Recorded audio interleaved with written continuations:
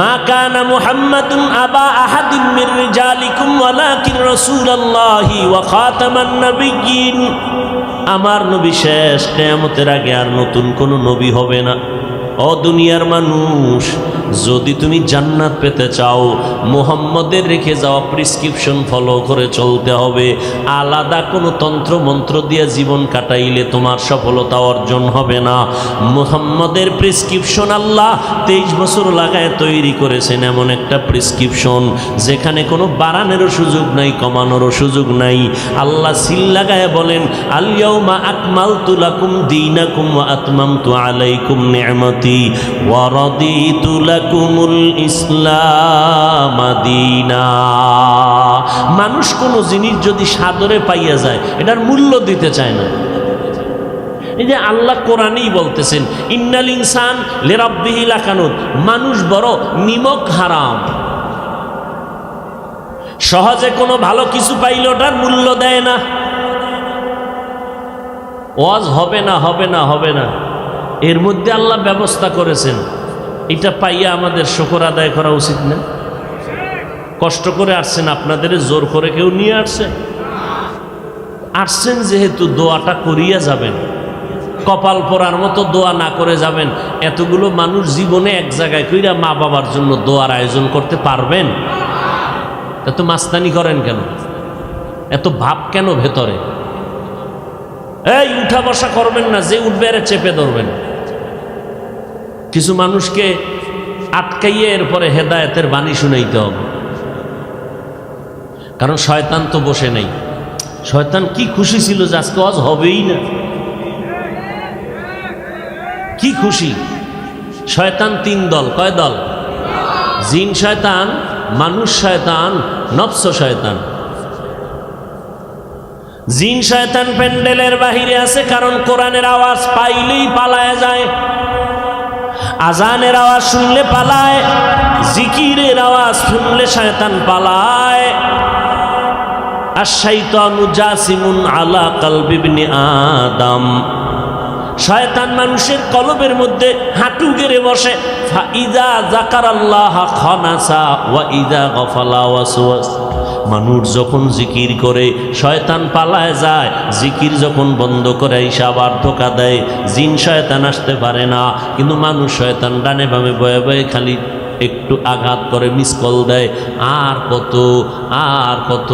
চল এবার বাড়ি চল, বাড়ি যাইয়া মোবাইলের মোরাকাবায় বসে যাই। আহ, কপাল পোড়া রে। আর এক শয়তান বডির ভিতরে, কোথায়? শরীরের মধ্যে, নাম হলো নফস শয়তান।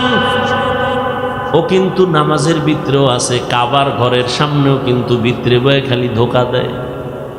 নফস শয়তান ধোকা দিয়া মানুষের জাহান্নামের দিকে নিতে চায়। এই জন্য শয়তানের একটা টার্গেট হলো, মাওলার সাথে কসম খাইয়া চ্যালেঞ্জ দিছে, একটা বনি আদমেরও জান্নাতে নিতে দিবে না, ও একা জাহান্নামে যাবে না। বলছে, আল্লাহ আমি তোমার আদম সন্তান নিয়েই যাবো, যে আদমের কারণে আমার লানত, ওই আদমের সন্তানের নিয়ে আমি জাহান্নামে যাব, জান্নাতে যাইতে দিব না। আল্লাহ শেষ সময় কয়, ইবলিস শুইনা রাখ, আমার আদমের সন্তানের মধ্যে এমন কিছু পিওর বান্দা থাকবে, এদেরকে ধোকাও দেওয়ার সুযোগ তুই ভাবি না।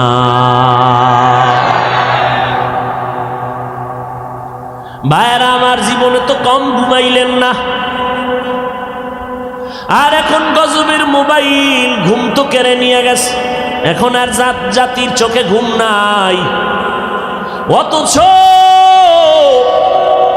আল্লাহর পক্ষ থেকে রাতের বেলার ঘুম ছিল শরীরের জন্য মহা একটা ঔষধ। প্রথম রাত্র 3টা-4টা বাজলো, মোবাইল আলার খবর নাই। সারাটা রাত মোবাইলের দিকে তাকায় তাকায় তাকায় তাকায় কবিরা গুনাহ করে, কবিরা গুনাহ করে করে রাত্র কাটাইলির যুবক। চোখের পাওয়ার নষ্ট হয়ে গেছে, তোর খবর নাই। কিডনির উপরে আক্রমণ শুরু হয়েছে, তোর খবর নাই। কারণ যার ঘুম নাই তার কিছুই ঠিক নাই, তার কথাবার্তার ব্যালেন্স নাই ঘুমের কারণে। এ আল্লাহর গোলাম, একটা সেকেন্ড ঘুমাইতে পারি না, ফজর হইরা দৌড় দিলাম, নাগেশ্বরী জোহরের পরে বয়ান ধরতে হলে আমার ফজরের পরেই বের হতে হবে, কিন্তু এরপরও ভাবছিলাম কথা বলতে পারবো না। আমার মাওলা চাইলে সব হয়, বান্দা চাইলে কিছুই হয় না। তাআত তৌফিক তাআত হামজাতু আমানাত ওয়া ইজাবাত হামজাতু। ভাইরা আমার, আল্লাহর কাছে এই জন্য প্রত্যেকটা মোনাজাতে বলি, রব্বুল আলামিন মোবাইলের গুনাহের থেকে হেফাজত করেন। মোবাইলের কারণে হাত নাপাক, মোবাইলের গুনার কারণে জিহ্বা নাপাক, চোখ নাপাক, অন্তর নাপাক, কান নাপাক, পা নাপাক। শুধু তাই না, মাথার ব্রেন নষ্ট, চোখের পাওয়ার নষ্ট, কানের পার্স নষ্ট, হার্ট দুর্বল। না জানি হায়াত থাকতে তোমার অকালে মরণের ঘন্টায় বাড়ি পড়ে যায়। ও যুবক, তোমার খবর নাই, আজকে মোবাইলের কারণে তোমার জীবন যৌবন লেখাপড়া সব ধ্বংস হয়ে যাইতেছে। মোবাইলের কারণে মায়ের সাথে বেয়াদবি করেছো, মোবাইলের কারণে বাবার সাথে বেয়াদবি করেছো, মোবাইলের কারণে শিক্ষকের সাথে বেয়াদবি করেছো, মোবাইলের কারণে মুরব্বীদের সাথে বেয়াদবি করেছো। এই মোবাইলের কারণে এমবি নাই, টাকা ঢুকাইতে গিয়া মায়ের টাকা চুরি করেছো, বাবার পকেটের টাকা চুরি করেছো। এই যে এক অবস্থা, দেখ মোবাইল তোরে কতটা নিম্ন স্তরে নিয়ে গেল। মোবাইল তোমার চরিত্রটাকে ধ্বংস করে ফেললো। ও আল্লাহর গোলাম, আজকে নামাজে দাঁড়াইয়াও শান্তি নেই মোবাইলের কারণে। রিংটোন বাজছে, এমন রিংটোনের আওয়াজ, মুসল্লিদের মনের একাগ্রতা সব শেষ হয়ে গেছে এক রিংটোনের আওয়াজ। সব জায়গায় মোবাইল, মোবাইল ধ্বংস। এবার হুজুরেরা তো গান মান দেখবে না, হুজুরগো কেমনে সাইজ করবে? বেঈমানের গোষ্ঠী কল্পনা কইরা এবার কয় হুজুরেরা গান দেখবে না, মাইয়াগো নাচ দেখবে না, তো কি করা যায়? হুজুরগো জন্য নাটক বানাইছে, ইউসুফ জুলাইখার নাটক, নমরুদ ফেরাউন, এরপরে মুসা নবী, ইব্রাহিম নবীর নাটক। এর মধ্যে গান টান নাই, এগুলো দেখবে পর্ব আকারে। হুজুর দেখতেই আছে এক ধ্যানে। কেউ আজান হইছে, না কি দেখেন আপনি? না না, কোনো আউলা জাউলা কিছু দেখি না, এই ইউসুফ নবীর নাটক দেখতেছি। এতে কি, এখানে কোনো গান নাই, কিছুই নাই। বাস দেখতে দেখতে আজকে আজানের পরে তাকবিরুল্লাহ ছুটছে, আর কিছুদিন পরে তাকবিরুল্লাহ এক রাকাত ছুটে গেছে, কিছুদিন পর জামাতি ছুটে গেছে। এই হলো আলেমের হালাত। এরপরে ফেসবুক শরীফ তো আছেই। নামাজে মসজিদে ঢুকছে, দেখে 5 মিনিট বাকি আছে, বয়ে বয়ে কি করবো, সময় কাটায় লাভ আছে, মোবাইলটা চালাই। মোবাইলের মধ্যে তাকায় দেখছে, নামাজে দাঁড়ায় সব ওই মোরাকাবা। কি দেখছে? একটু মোরাকাবা করে নামাজের ভিতরে। মেয়েরাজ হচ্ছে মোবাইলের সাথে, মেয়েরাজ। যেইভাবে জোরে জোরে চিৎকার দিলেন, মনে হয় আপনারা এই অন্যায় কেউ করেন না। আল্লাহ হেদায়াত দান করুন। হাসেন, আমি হাসির কথা বলি নাই। যদি আল্লাহর ভয় থাকতো, আপনি চিৎকার দিয়ে কাঁদতেন যে আমি মানুষ না আমি অমানুষ হয়ে গেছি, আমি মানুষের কাতারে না।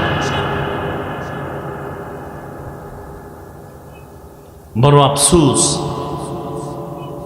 আল্লাহ আমাকে হেদায়াত দান করুন, আপনাদেরকেও আল্লাহ হেদায়াত দান করুন।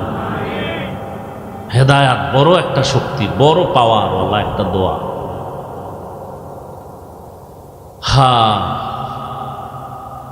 আমার নবীকে আল্লাহ সৃষ্টির শ্রেষ্ঠ মর্যাদা দিয়েছেন। এর অনেক কারণ আল্লাহ কোরআনে বয়ান করেছেন। এর কারণগুলো কোন কোন আয়াতে আছে, আমি শুধু তেলাওয়াত করলে রাত পার হয়ে যাবে, শেষ করা যাবে না।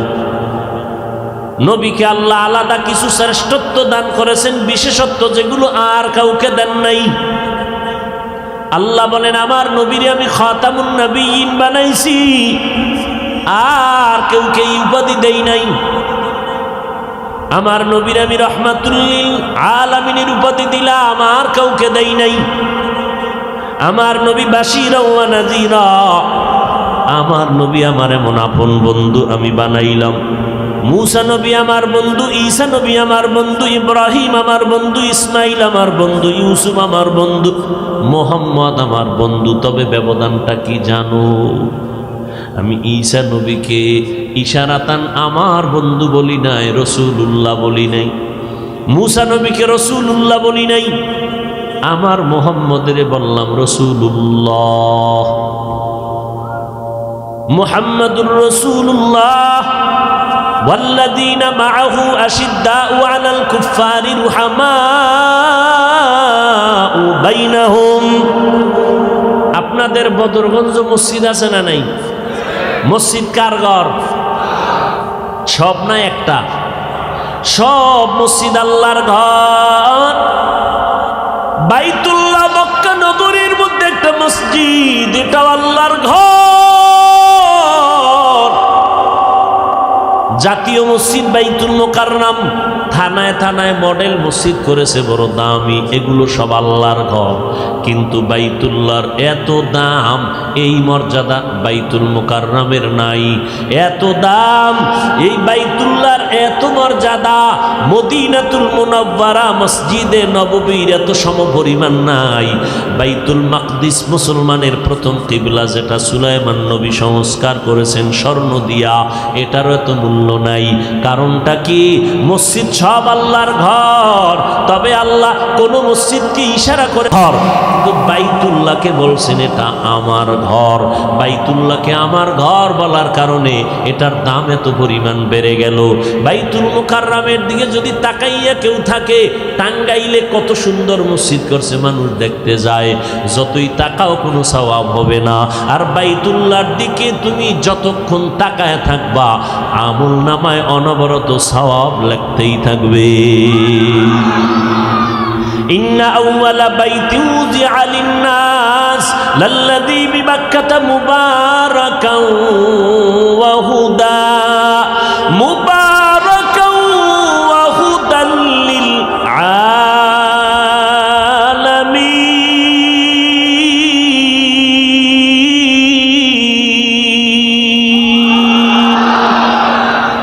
আল্লাহ তাআলা বাইতুল্লাহ বানাইছেন গোটা দুনিয়ার মানুষের হেদায়াতের জন্য।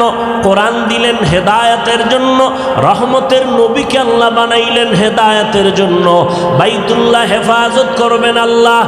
ওই মুতাওয়াল্লি আব্দুল মুত্তালিব হাতি বাহিনীরে বলছিল, আমার বাইতুল্লাহ রক্ষা করার দায়িত্ব না, বাইতুল্লাহ যার ঘর তিনি রক্ষা করবেন। কোরআন হেফাজতের জিম্মাদারি নিছেন আমার আল্লাহ। আমার নবীকেও বলেন, নবী আপনি আমার এমন বন্ধু, মুসা নবীও বন্ধু, ঈসা নবী বন্ধু, ইব্রাহিম নবী বন্ধু, আপনিও বন্ধু।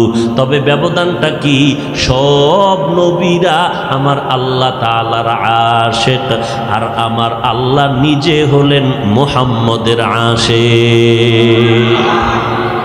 ইমামুল আউয়ালিন আল আখিরিন বাহরে সদকা রহমাতাল লিল আলামিন সাইয়্যিদুল কাউনাইন খাতমুল মুরসালিন আখিরামত বুদে ফখরুল আউয়ালিন শুদ্ধ ওজুদাস রহমাতাল লিল আলামিন মসজিদে উশুদ হামারো এ জমিন।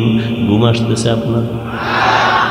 বাঙালির ঘুম আর নাই, গিয়া শুধু গুনাহ করবা, আর কি করবা? কপাল বড় খারাপ। মাহফিলের প্রচারণা চলতেছিল অনেক দিন, অনেকে পাক্কা নিয়ত করেছে যত বাধা হোক না কেন যাব, কিন্তু জরুরি কোনো কারণে আসতে পারেন না। ও দয়ার মালিক, তাদেরকেও আসার সওয়াব আপনি দান করে দেন। আর এক দল এসেই গেছে, কিন্তু কপাল খারাপ, প্যান্ডেলে ঢুকতে পারে নাই, দোকানের আড্ডায় বয়ে বয়ে বিড়ি টানে। নাই? আল্লাহর কাছে দোয়া করি, আল্লাহ এদেরকে হেদায়েতের মালা গলায় দিয়া প্যান্ডেলে পৌঁছাইয়া দেন। আমিনের আওয়াজ আসতে হলো কেন? এক সালাক ফতুয়া দেয়, আল্লাহ তো আসতে কইলেও শুনে। জোরে বলার দরকার কি? আল্লাহ তো আসতে বললেও শুনেন। যুক্তি দিয়া ইসলাম চলে না, আল্লাহর হুকুমের উপরে ইসলাম চালাইতে হবে। আল্লাহ আসতে কইলে শুনেন না, তো এই যুক্তি দিয়া মাগরিবের নামাজে প্রথম 2 রাকাতে সূরা যদি আস্তে আস্তে ইমাম সাহেব পড়ে, হবে নামাজ। তো যুক্তি গেল কই? কোনো যুক্তি টুক্তি নাই। গোলামের কাজ হইল মালিকের হুকুম মেনে চলবে, বুঝে আসুক আর না আসুক। যে অনেকে বলে কোরআন শরীফ না বুঝে পড়লে লাভ নাই। খোদার কসম এরা ভণ্ড। এদেরকে যারা ভণ্ড বলে না তারাও ভণ্ড। মাওলার কালাম বুঝার ক্ষমতা আল্লাহ সবাইকে এককভাবে দেন নাই। কেউ বলতে পারবে না কোরআনের শুরু শেষ আমি সব বুঝেছি, কেউ বলার ক্ষমতা নেই। তুমি বুইজা পড়ো না বুইজা পড়ো তাতেও সওয়াব, কারণ তুমি আল্লাহর মহব্বতে কাজ করেছো। এটা এমন একটা কিতাব